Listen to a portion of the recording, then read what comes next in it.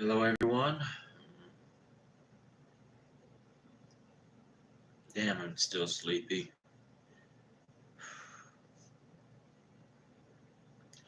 Only slept for 2 hours. Well, it's already almost 5:30 in the morning. Usually, I wake up around an hour. Usually, I wake around 6:30 to get ready for work. But anyway, I thought we continue the chapter of the Star Wars volumes, Legacy of the Force, Betrayal, for chapter 3. Then think about just going back to bed. I mean, I called off for work.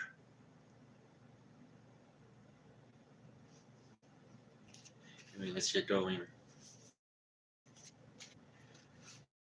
Chapter 3, Leia Organa Solo, one-time princess of the world of Alderaan, including Coruscant, former chief of state of the New Republic, now Jedi Knight, stood dressed in all-white robes, suitable to either a Jedi or a politician in informal surroundings. Before the portal, it was not an ordinary door, though in appearance it was identical to billions of dwelling exteriors doors found on the world of Coruscant. In reality, it was not. In the recent past, the original low-cost, composite material door had been replaced with this innocuous appearing thing of armor. It would hold against blaster assault for a while. Anyway, the cool blue it was painted belied its defensive function. Um, just letting you guys know, I can't speak that loud because it's very early, so forgive me if you guys will hardly hear me. Anyway, let's continue on. Leia's husband, Han Solo, one of the most famous men in the galaxy, moved up beside her. He was wearing his favorite clothes, dark military trousers decorated with the red Corellian blood stripes he had earned when he was a younger man. Light lawn-sleeved shirt, black vest, practical black boots, except for the lines in his face and gray in his hair, honestly earned through deeds as well as accumulated over the passage of time. He was extinguishable from the man she'd met aboard the first Death Star so many years ago.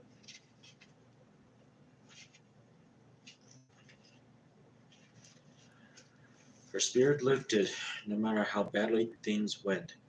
They were always better with Han at her side. Not that she'd necessarily tell him that. His ego hadn't diminished in all those years either. Han looked gravely at the door. "You figure that's how they're going to come at us?" She nodded. "That's the only approach that makes any sense, and you know it." "Well, the only strategy that makes any sense is for us to just open the door for them." Oh my goodness, if you smell my breath.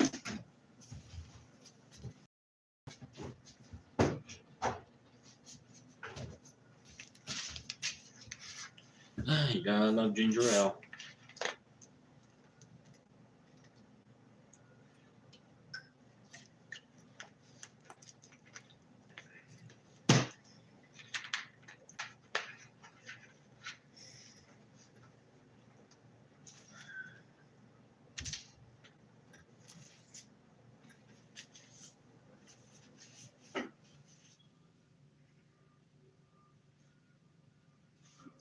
Okay, they're less like to attempt some sort of sneaky side entry if the front is open.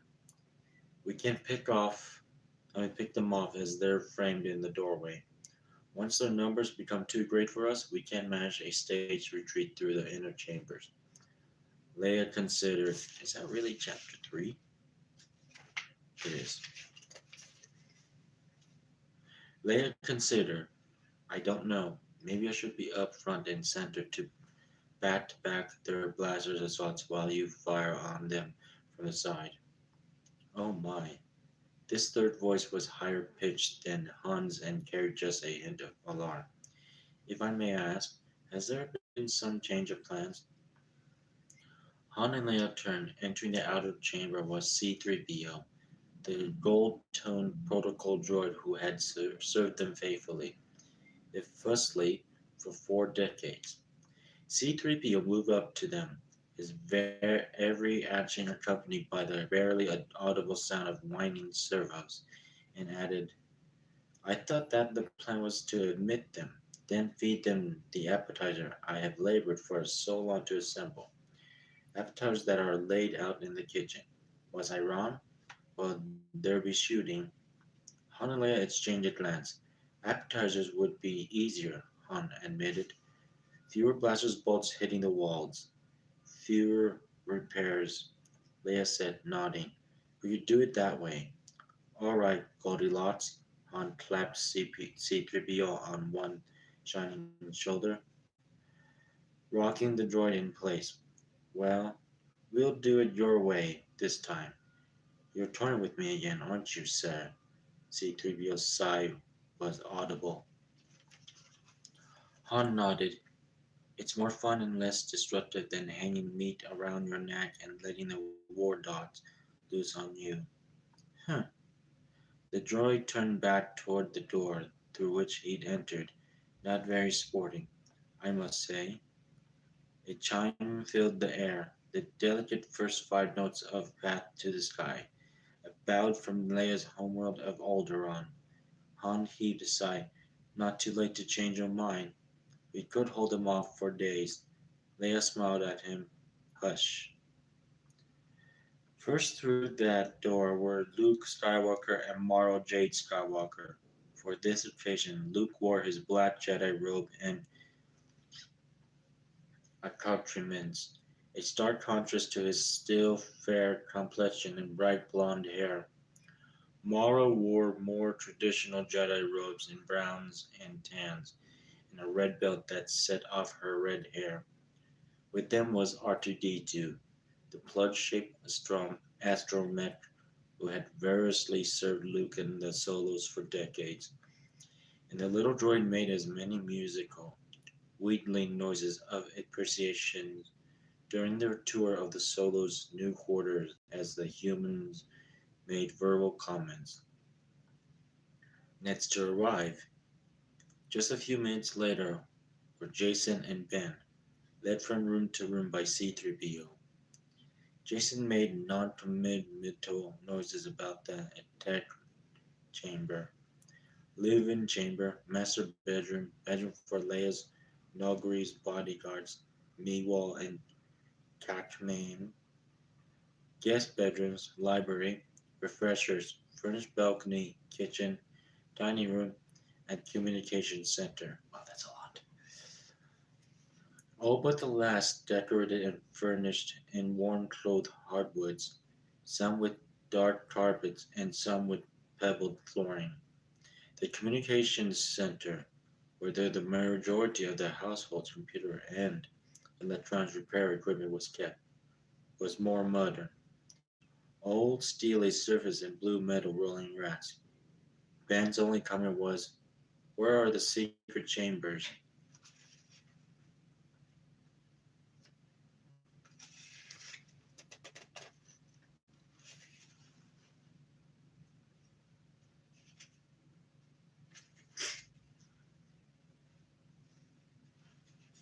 That thing.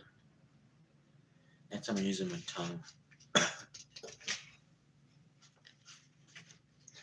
C-3PO stopped short and leaned awkwardly to look at the boy man. I don't quite understand, young sir. Come on. Ben grinned up at the droid. Not far up. Has he grown centimeters since the last time he's seen the protocol droid? Uncle Han is a smuggler. I bet this place is stuffed with secret chambers. They'll all have blasters in them. Some of them will have item, item cards and fake names, and credit cards, a secret electronics gear, and maybe a disassembled scout speeder. Some of them will be hidey holes for the Nodri. 1 second.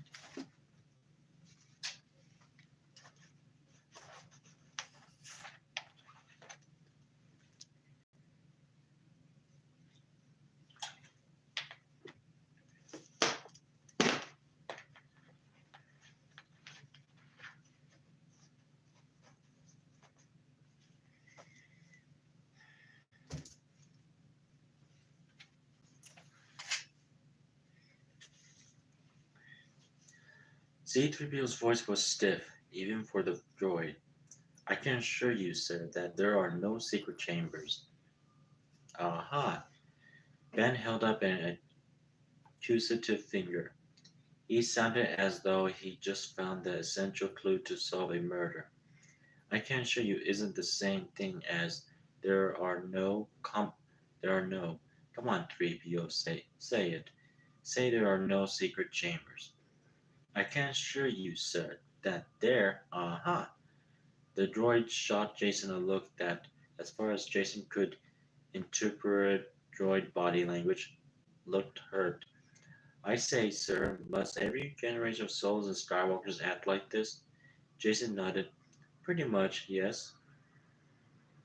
In the living chamber, as C-3PO held out his carefully arrayed tray of geometrically shaped cheeses and fungus crackers to Mara, Leia said, Jaina just called in. She and Zek are just a few minutes out. Han straightened irritably on the couch. And Zek, who, may I ask, invited Zek? He's not family.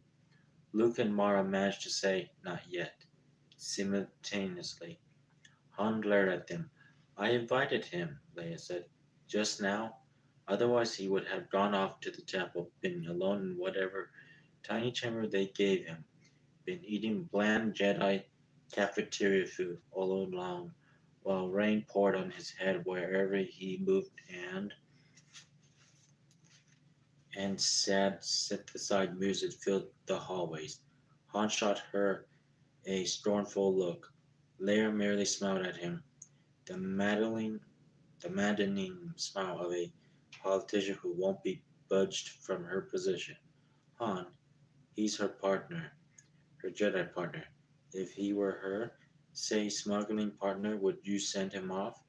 Depends on how he looks at her. You see, here's the problem.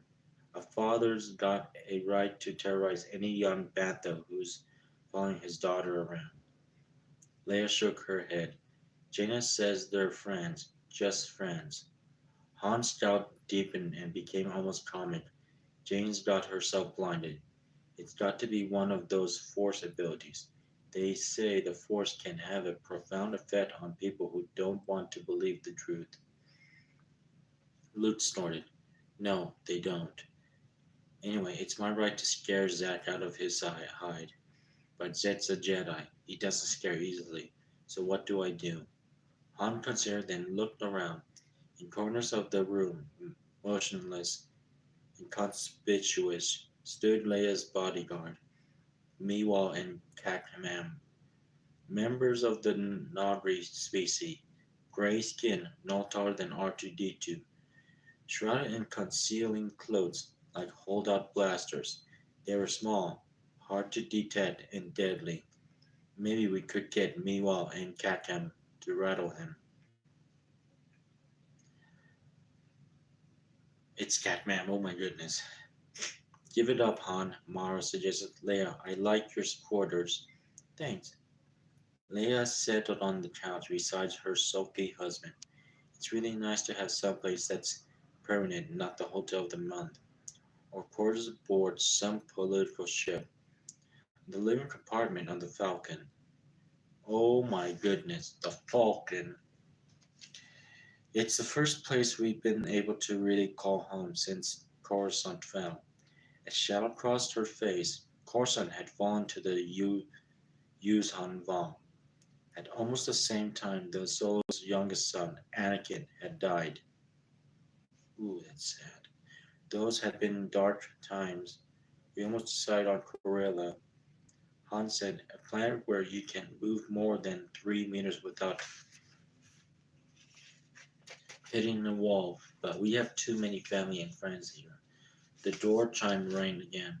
Speaker of which, this time it was Jaina and Zek. Jaina, Jaina too, was in standard Jedi robes. Her maid, hers made of hard-wearing cloth, suited to travel and styled to be less conspicuously those of a Jedi Knight. She was of about the same height as her mother, and more slender of build. slender of build, with dark eyes and delicate features. Zack, her partner, was in his late twenties, slightly younger than Jaina, but was otherwise her opposite in almost every way. Tall enough for his scalp to scrape the top of the doorway as he entered, his long black hair pulled back in a ponytail. He would stand out in any crowd, regardless of the cut and color of his traveler's robe, and so made little effort to conceal his cheerful, energetic appearance. But he was, in contrast with his good nature, quite almost to the point of shyness during the tour he and Jaina received of the quarters. His one comment was to Leia, I take it that the Vung forming has pretty much been beaten back from this area?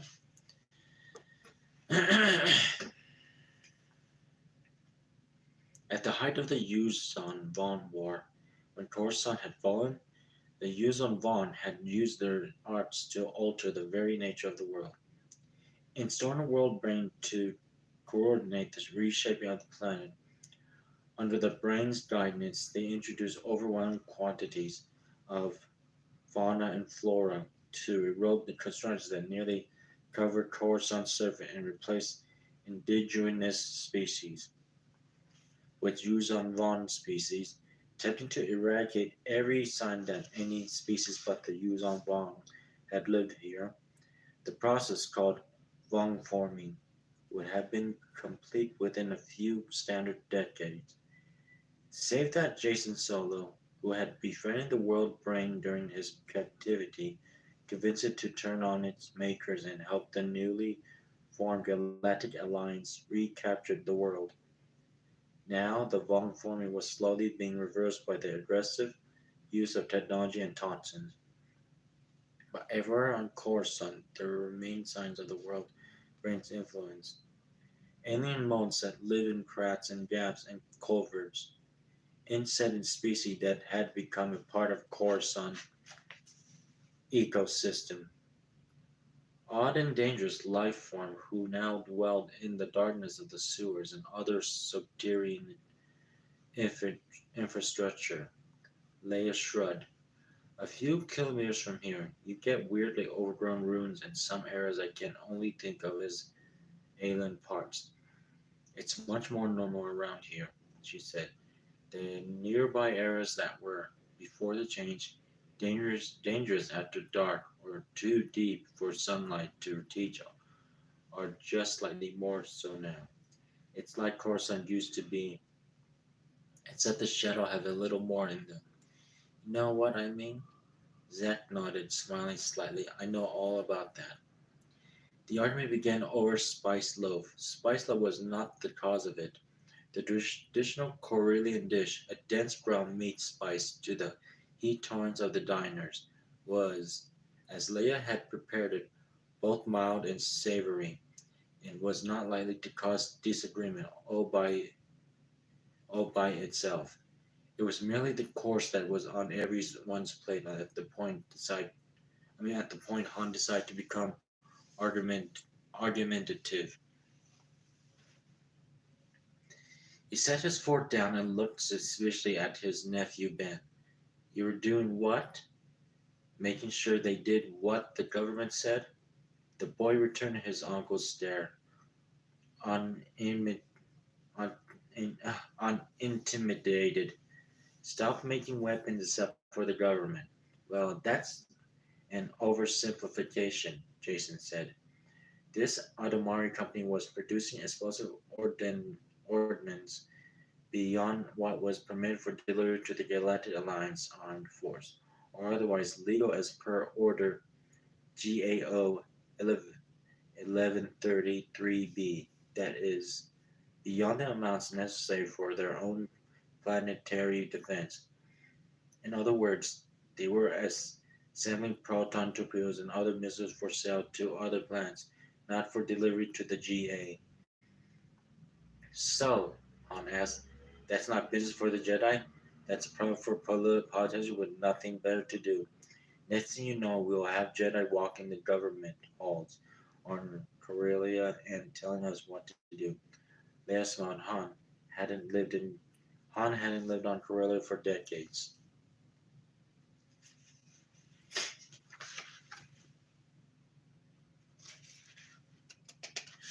Excuse me.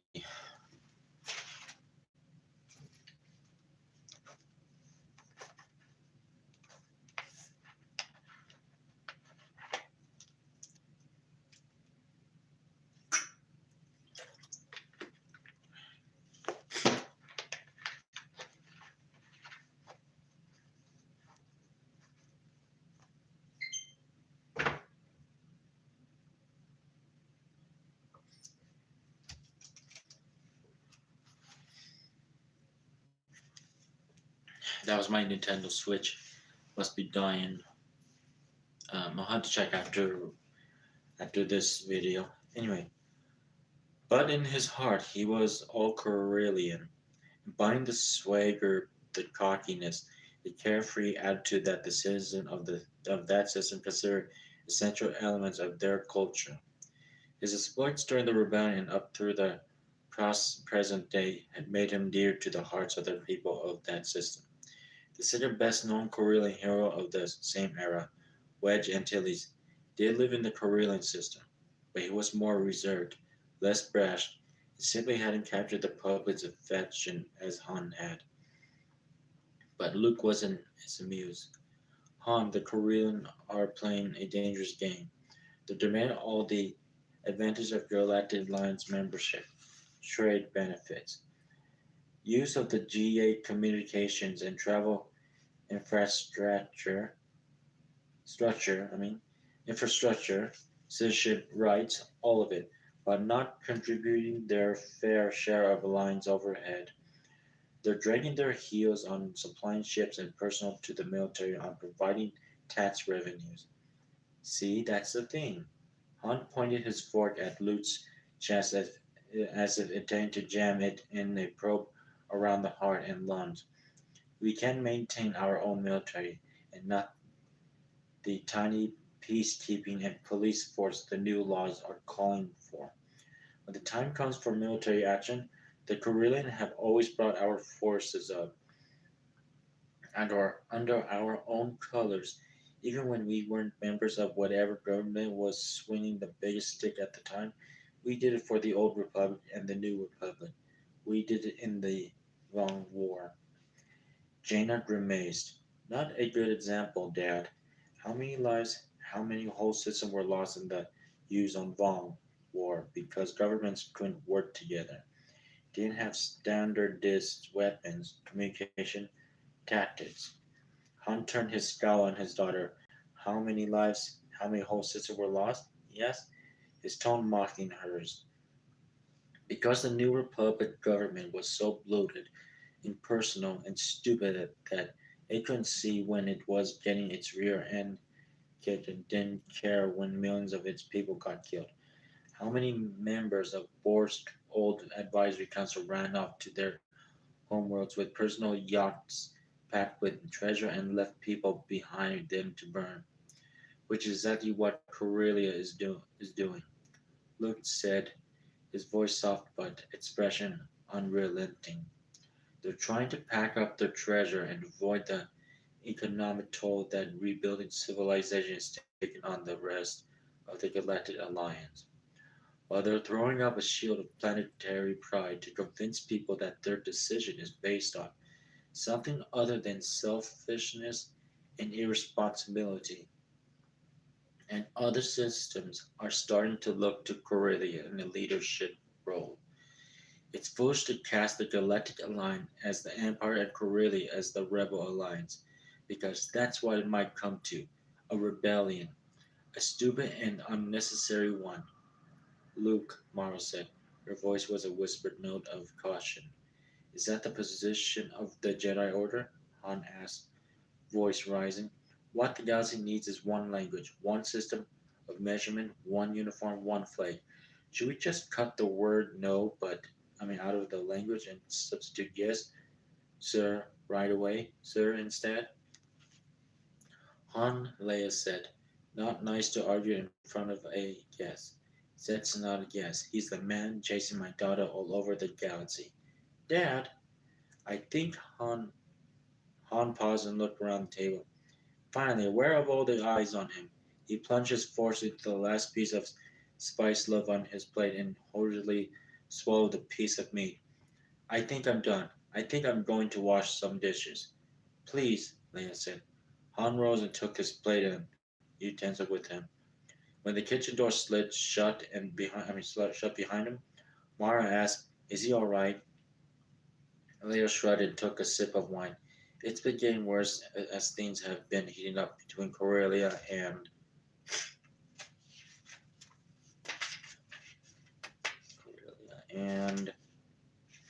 the GA. On the one side, the fact that his own cruising. What the? Am I really that far?